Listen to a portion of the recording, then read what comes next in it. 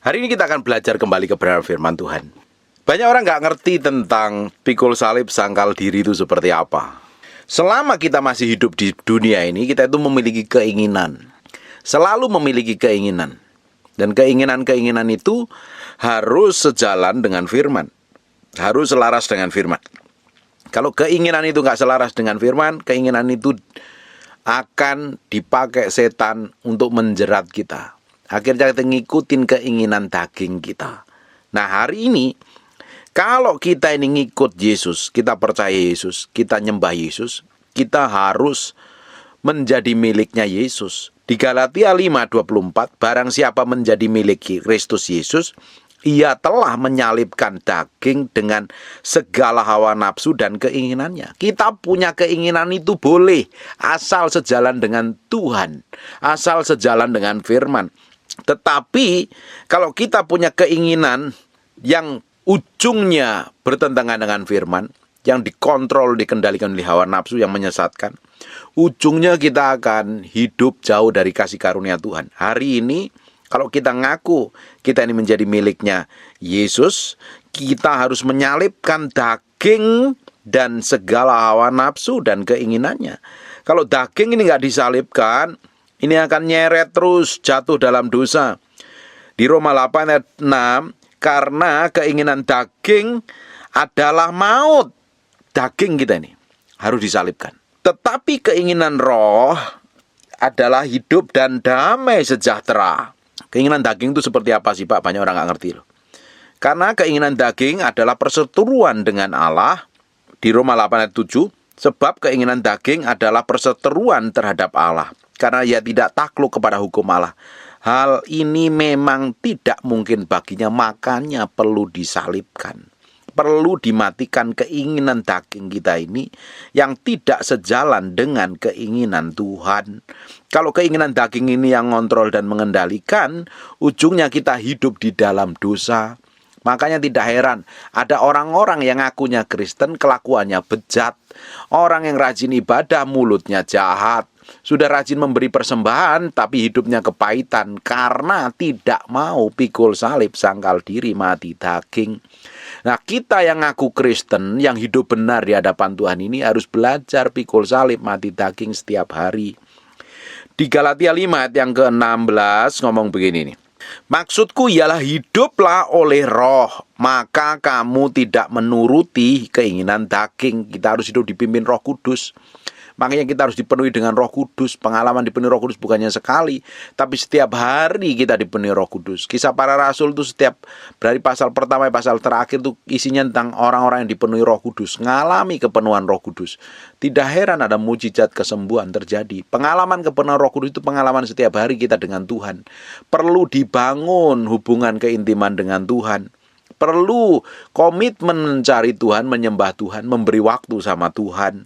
Kalau tidak, keinginan dagingmu yang akan ngontrol. Orang yang dipenuhi Roh Kudus, orang yang hidup dipimpin Roh Kudus, dia tidak akan menurutin keinginan daging. Dia akan ngikutin maunya Tuhan. Dia tahu persis ini, yang tidak sesuai dengan firman ya dia nggak mau lakukan. Yang menentang kebenaran yang tidak mau lakukan. Apalagi yang membuat luka dan sakit hatinya Tuhan yang nggak dilakukan. Bukan malah sembarangan, bukan malah sembrono, bukan malah seenaknya sendiri aja. Hidup kita ini bukan sembarangan. Kalau kita ngikut Yesus, kita harus pikul salib, sangkal diri, mati daging. Saya beberapa bulan yang lalu ketemu orang yang baru bertobat, ya, baru 5 tahun bertobat, belum lama, pengalamannya dengan Tuhan juga belum dalam. Tapi sudah ngomongnya ngaco, ngomong firman ngawur, menghakimi orang. Katanya dia nggak perlu pikul salib, sangkal diri lagi karena Yesus sudah pikul salib. Ya ngawur. Selama kita tinggal di muka bumi ini, kita harus pikul salib, sangkal diri, matiin daging kita. Karena daging ini selalu berlawanan dengan keinginan Roh Kudus. Perhatikan ayat 17. Sebab keinginan daging berlawanan dengan keinginan roh. Ini daging kita ini, pikiran, kemauan, kehendak kita ini selalu berlawanan dengan firman. Kita ini harus taklukkan ini, selaras nih. Makanya Alkitab kan ngomong, hendaklah engkau berubah oleh pembaruan budimu. Budi yang mana? Itu loh yang di pikiran, di kemauan kehendakmu nih. Kemauan pikiran Ini kalau nggak ditaklukkan kepada firman, ini akan nyeret kita hidup dalam dosa, hidup dalam kehancuran, hidup jauh dari kasih karunia Tuhan. Sebab keinginan daging berlawanan dengan keinginan roh, dan keinginan roh berlawanan dengan keinginan daging. Contoh simpelnya begini, Bapak Ibu maunya doa, simpel doa, tapi tiba-tiba malah ketiduran. Mau puasa, malah laparnya bukan main. Nah, itu kita harus taklukkan itu. Kita mau mengampuni, beratnya minta ampun. Karena apa? Daging yang ngontrol, emosimu yang mengendalikan, amarahmu yang mengendalikan. Makanya susah melepaskan pengampunan. Karena keduanya bertentangan sehingga kamu setiap kali melakukan apa yang tidak kamu kehendaki. Ingin melakukan yang baik malah melakukan yang jahat. Maunya datang ibadah malah tidur. Maunya puasa malah makan kenyang. Maunya mengampuni malah membenci. Maunya memberi malah males. Ngapain memberi? Toh bikin kaya orang lain aja. Mendingan ku pakai sendiri untuk foya-foya. Nah, selalu ada hal yang bertentangan dalam diri kita ini. Nah, kita harus memutuskan sesuai dengan kepentingan Tuhan, sesuai dengan pimpinan Roh Kudus. Kita nggak akan bisa dipimpin Roh Kudus kalau kita tidak memberi hati kita ini sepenuhnya kepada Tuhan. Roh Kudus itu gentle. Dia tidak akan masuk kepada pribadi seorang sampai orang itu memiliki rasa haus dan lapar, mempersilahkan dia masuk memenuhi hidupnya. Tapi setan nggak diundang pun, nggak disuruh masuk pun, dia akan tetap paksa masuk, pingin merasuki. Kalau kita nih nggak mau memiliki hati yang lembut, mengizinkan Tuhan masuk dalam batin kita, mengkoreksi kita, memenuhi hidup kita, kita akan dipimpin oleh keinginan daging kita. Nah, daging ini tujuan untuk menjerat kita dalam perbuatan-perbuatan jahat yang menentang firman Tuhan. Perhatikan ayat yang ke-19. Perbuatan daging itu apa sih, Pak? Banyak orang nggak ngerti. No. Ngapain sih aku pikul salib sangkal diri? Mati daging. Ngapain yang perlu dimatiin nih? Dengerin nih. Selama kita tinggal di muka bumi, kita punya keinginan. Keinginan kita ini harus sejalan dengan firman Tuhan. Keinginan yang nggak sejalan dengan Tuhan, keinginan yang penuh hawa nafsu, ini yang harus kita matikan. Ini yang harus kita sangkali. Keinginan yang seperti apa? Perhatikan ayat 19. Perbuatan daging telah nyata, yaitu percah bulan, kecemaran, hawa nafsu, penyembahan berhala, sihir, perseteruan, perselisihan iri hati, amarah, kepentingan diri sendiri, percideraan, roh pemecah, kedengkian, kemabukan, pesta pora, dan sebagainya. Terhadap semuanya itu kuperingatkan kamu, seperti yang telah kubuat dahulu, bahwa barang siapa melakukan hal demikian, ia tidak akan mendapat bagian dalam kerajaan Allah. Ini loh yang perlu disangkali, ini yang perlu dimatikan, supaya hidup kita itu ngikutin apa yang Tuhan mau, bukan berjalan semau kita sendiri. Kalau kita ini nggak ngikutin apa yang Tuhan mau, hidup kita akan liar, hidup kita akan ngaco, hidup kita akan sembarangan. Ujungnya nyeret kita ke dalam dosa. Kalau keinginan-keinginan tadi nggak disalibkan, nggak takluk dan tundukkan kepada firman, kita akan diseret, dipikat, dan dihancurkan. Tujuannya itu iblis lakukan, mencuri, membunuh, dan membinasakan. Sekarang buka di Yakobus 1 ayat yang ke-14. Tiap-tiap orang dicobai oleh keinginannya sendiri. Nah, makanya keinginan ini perlu disalibkan ini. Perlu dimatikan nih, keinginan yang nggak sesuai dengan firman Tuhan. Karena ia diseret dan dipikat olehnya. Dan apabila keinginan itu telah dibuai, ia melahirkan dosa. Dan apabila dosa itu sudah matang, ia melahirkan maut. Ujung dari keinginan daging, hawa nafsu, nyeret orang jatuh di dalam dosa, dan ujungnya akan binasa. Jauh hidup dari hadapan Tuhan. Hidup harus berjalan seperti yang Tuhan mau. Harus kita habiskan waktu yang ada ini ngikutin kehendak Tuhan. Di 1 Petrus 4 ayat yang kedua, waktu yang sisa jangan kamu pergunakan menurut keinginan manusia, tetapi menurut kehendak Allah. Jangan ngikutin keinginan kita. Keinginan kita ini nggak akan pernah bisa dipuaskan. Bapak Ibu punya keinginan apa? Keinginan kaya aja. Sudah diberkati, dulunya miskin, pakai motor mungkin. Tiba-tiba diberkatin mobil yang biasa harganya di bawah 500 juta. Tambah hari pingin beli yang harga semiliar. Tambah diberkati lagi, pingin puasin harganya miliaran, puluhan, mungkin ratusan miliar lagi. Selalu pingin punya rumah kecil, diberkati. Pingin rumah gede, pingin punya villa, pingin punya ini. Keinginan ini nggak pernah bisa dipuaskan. Keinginan ini seperti kita ini mau nangkep bayangan kita sendiri, tidak akan pernah bisa. Keinginan tidak akan pernah bisa dipuaskan oleh apapun juga. Keinginan ini kita harus taklukkan sepenuhnya kepada Kristus. Karena keinginan ini bisa dipuaskannya kalau kita ini hidup di dalam Kristus. Kristus yang memuaskan di dalam kita ini. Makanya kita bisa bersyukur dalam segala hal. Tapi kalau orang dikuasai oleh keinginan dan hawa nafsunya, mau dunia ini dikasihi pun dia tidak akan pernah puas. Ada orang-orang yang tamak dan serakah, itu yang perlu dimatikan. Karena apa? Selalu pingin ini, selalu pingin itu. Dia nggak pernah bersyukur dengan apa yang Tuhan berikan sama hidupnya. Nah, keinginan-keinginan ini kalau nggak kita kendalikan, nggak kita kontrol, kita nggak taruh pusat pada pusat kehendak Tuhan, akan nyeret kita. Hidup sembarangan, hidup bertentangan dengan firman, hidup dikuasain hawa nafsu, akhirnya melakukan banyak hal kejahatan di hadapan Tuhan. Kita harus menaruh hati ini sepenuhnya di hadapan Tuhan. Jangan sampai keinginan-keinginan yang bukan daripada Tuhan, yang tidak sesuai dengan kehendak Tuhan, ini akan nyeret kita jatuh dalam dosa. Ujungnya, hidup kita akan hancur, kacau, rusak, dan berantakan. Sekarang lihat, di 1 Petrus 4 ayat yang kedua, waktu yang sisa jangan kamu pergunakan menurut keinginan manusia, tetapi menurut kehendak Allah. Nih, ngikutin kehendak Allah, bukan ngikutin keinginanmu. Bukan ngikutin kemauanmu sendiri. Supaya apa? Semakin hari hidup kita didapati berjalan seperti yang Tuhan mau. Berjalan seperti yang Tuhan ingini. Sekarang buka di 1 Yohanes 2 ayat yang ke-16. Sebab semua yang ada di dalam dunia ini, karena dunia ini sekarang dikuasai oleh roh jahat, yaitu keinginan daging. Keinginan daging yang tadi kita bahas tadi. Di Galatia dijelaskan secara detail. Nanti baca aja. Ulangi lagi. Perkatakan lagi. Sampai firman itu benar-benar nempel dalam hidupmu. Terus keinginan mata. Keinginan mata. Mata selalu nggak bisa dipuaskan. Selalu pingin ini, selalu pingin itu. Pingin yang terbaik, pingin segala macam.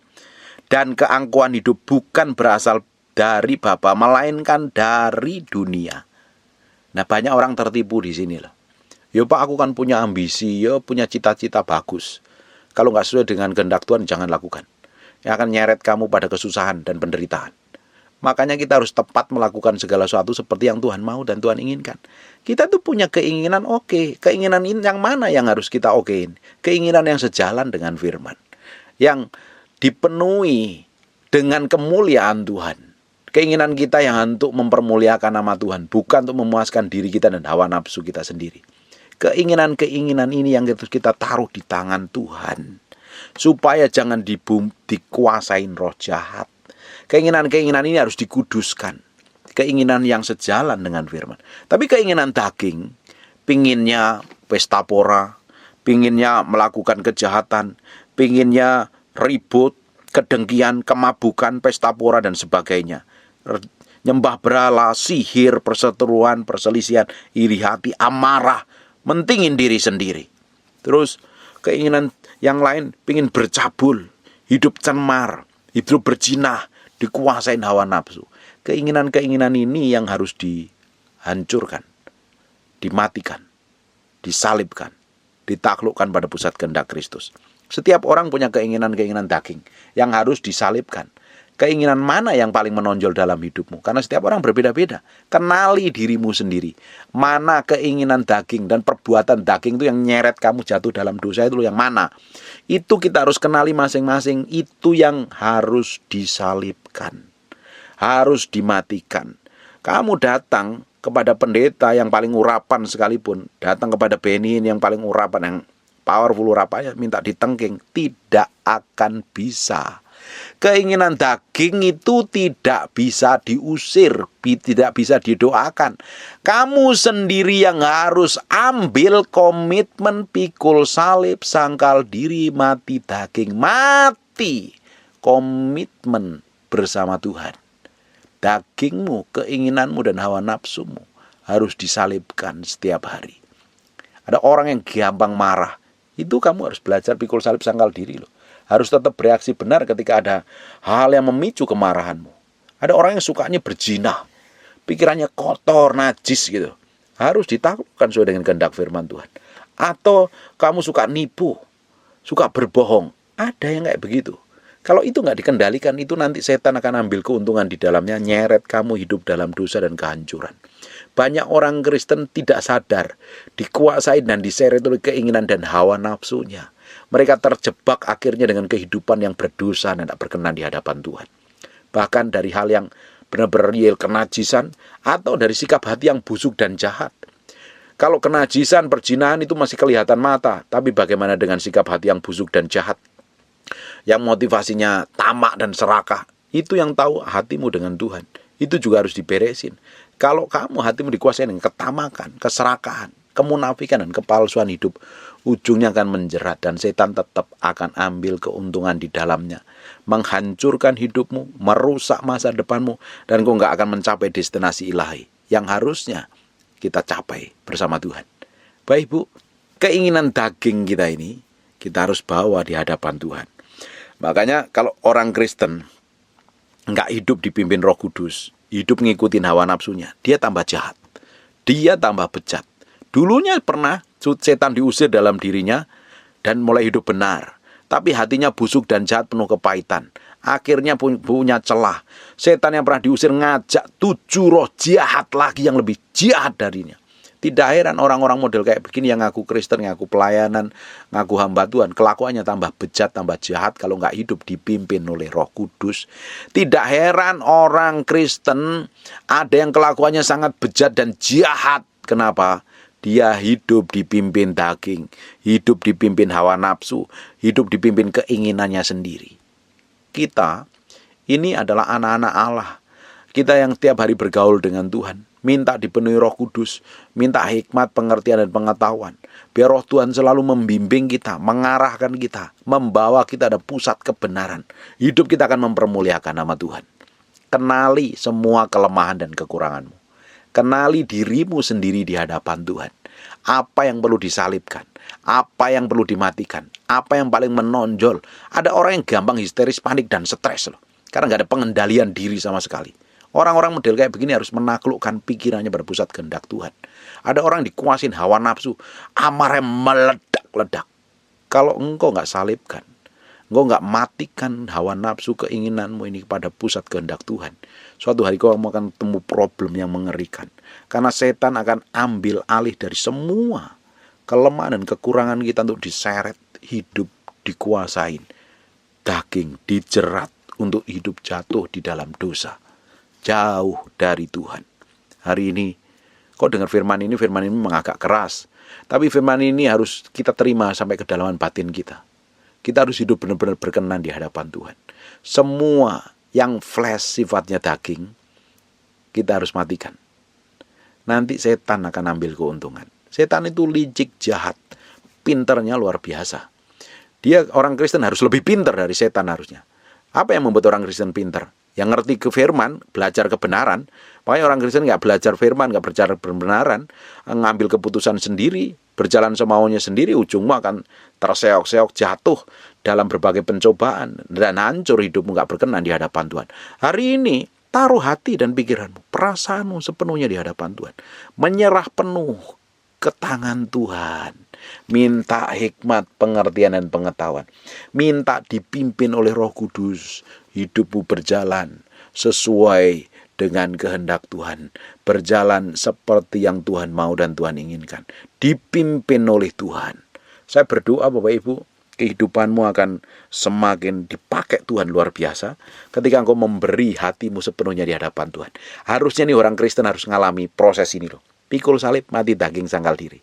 Kalau engkau ingin dipromosi Tuhan, ingin didapatin berkenan di hadapan Tuhan, belajar pikul salib, sangkal diri, mati daging. Kenali apa yang harus kamu sangkali, apa yang harus kamu matikan dalam dirimu, yang menghalangi hubunganmu dengan Tuhan. Kita tahu kok. Kita tuh masing-masing ngerti kelemahan kita di mana, kekurangan kita di mana. Itu yang harus kita beresin di hadapan Tuhan. Jangan dibiarkan. Jangan hidupmu dikuasai oleh keinginan yang bukan daripada Tuhan. Nanti kamu terjebak dalam berbagai macam kehancuran yang menjerat dan menghancurkan hidupmu. Ujungnya, nama Tuhan tidak akan pernah dipermuliakan lagi atas hidupmu. Saya berdoa Bapak Ibu, hari ini kau bisa ngambil keputusan yang benar, berjalan seperti yang Tuhan mau, berjalan seperti yang Tuhan inginkan, mengikuti kehendak Tuhan, melakukan apa yang Kau mau. Kita akan lihat tahun-tahun ke depan, kita akan dipromosi Tuhan, akan diperbesar kapasitas kita, akan dibukakan jalan-jalan yang baru, kita akan semakin dipakai Tuhan luar biasa. Kalau hari ini mulai pikul salib, sangkal diri, mati daging. Kita belajar dari tokoh-tokoh di Alkitab itu, mereka yang tidak pikul salib, sangkal diri, mati daging, terjerat hidup dalam dosa. Kita lihat hamba-hamba Tuhan yang hidup di zaman kita ini, hari ini, mereka yang dikuasain hawa nafsunya, keinginannya, nggak belajar pikul salib, sangkal diri, mati daging. Mereka ujungnya hidup hancur, kacau, nggak jadi berkat. Hidup dikuasain hawa nafsu dan keinginannya. Kita sebagai orang percaya, meski belajar dari banyak hal, supaya hidup kita semakin hari didapatin berkenan di hadapan Tuhan. Amin. Hari ini mulai kita hati-hati bersikap, bertindak, berkelakuan, mengambil keputusan apapun juga, kalau nggak sesuai dengan kebenaran firman Tuhan. Enggak. Semua perbuatan daging kita yang menyeret kita jatuh dalam dosa, singkirin.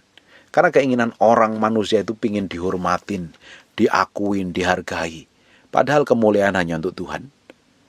Hormat, kemuliaan, pujian, pengagungan untuk Tuhan. Tapi orang mencari penghormatan kepada manusia. Ketika dia mulai sedikit dihormati, dia sombong. Jatuh dalam dosa. Bukan dipromosi Tuhan, malah dihabisin setan. Karena kesombongan akan menghancurkan hidupmu sendiri. Keinginan kita apapun itu yang bukan dari Tuhan, kita salibkan, kita matikan. Kita pingin dihormatin orang, diakuin orang, dipuja-puja orang, disanjung orang, orang respect sama hormat, dan hormat dengan kita. Gak perlu. Semuanya itu kalau kita serahkan sama Tuhan, kamu jaga hidupmu, jaga hatimu benar di hadapan Tuhan, hidupmu pasti terhormat di hadapan Tuhan. Justru kita harus menjadi orang yang kenal firman. Semakin kenal firman, karakter, sikap, dan perbuatan kita semakin diubahkan menjadi serupa seperti yang Dia mau dan inginkan. Saya berdoa malam hari ini. Saya berdoa hari ini Tuhan mulai mengerjakan firman ini dalam hidupmu, dan Tuhan akan memateraikannya dalam hatimu dan membuat hidupmu semakin hari semakin diubahkan menjadi serupa segambar dengan Tuhan, didapatin hidup dipimpin oleh Roh Kudus. Bayangkan Bapak Ibu, kalau hidup kita dipimpin Roh Kudus, kuasa, mujizat mengalir melalui hidup kita. Kita akan dibuatnya berhasil. Orang dipimpin Roh Kudus kok. Roh Kudus yang tuntun, Roh Kudus yang arahkan. Kita ngikutin aja. Hidup nggak akan bisa dipimpin oleh Roh Kudus sepenuhnya kalau nggak pikul salib, sangkal diri, matiin dagingmu. Amin. Sekarang tutup matamu, tutup Alkitabmu, kita berdoa. Bapak, terima kasih buat firman-Mu. Kami kembalikan segala pujian, hormat, pengagungan buat Raja kami yang maha mulia. Dalam nama Yesus kami berdoa dan mengucap syukur. Bagimu hormat, pengagungan. Kamu berdoa firman ini, kami materikan dengan darah Yesus, nempel dalam batin kami, terpah dalam loh batin kami yang paling dalam firman jadi kehidupan. Kamu berdoa untuk orang-orang yang masih hidup dalam dosa, hidup dalam kenajisan, hidup dalam perbuatan daging dan hawa nafsu. Kamu berdoa, berikan kelepasan. Tuhan jamah dalam nama Yesus Kristus. Kamu berdoa untuk orang yang sakit dan mengalami kelemahan tubuh, boleh bilur Yesus, darah Yesus, jadilah engkau tahir, jadilah engkau sehat, jadilah engkau sembuh. Tuhan, terima kasih. Terima kasih Tuhan, terima kasih. Bagimu hormat, pujian, pengagungan. Kami berdoa dan mengucap syukur. Haleluya. Amin. And God bless you. Terima kasih Tuhan buat anugerah-Mu.